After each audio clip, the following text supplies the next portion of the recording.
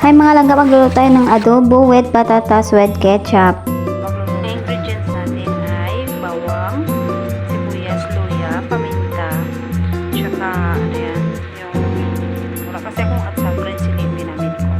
At tsaka suka, toyo, ketchup. Depende sa inyo ga kung magagamit kayo ng ketchup. Optional lang po. Pwede po na sugar lang. Kasi adobong ito, adobong itlog with patatas. Tsaka hindi mawala ang magic sarap, guys. Ito, paminta.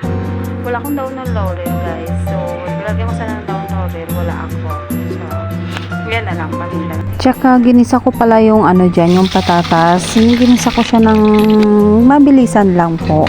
Tsaka yung itlog. Sinunod ko rin yung itlog, guys. Ayan.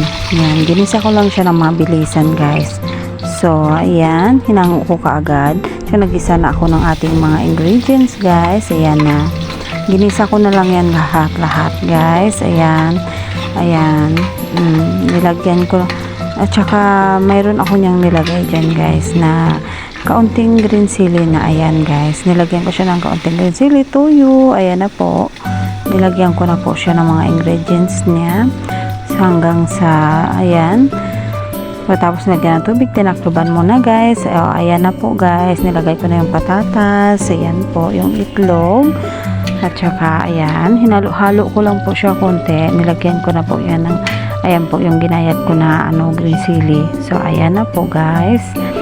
So finished product na po yan, guys. Yan na po yung adobo natin with ketchup.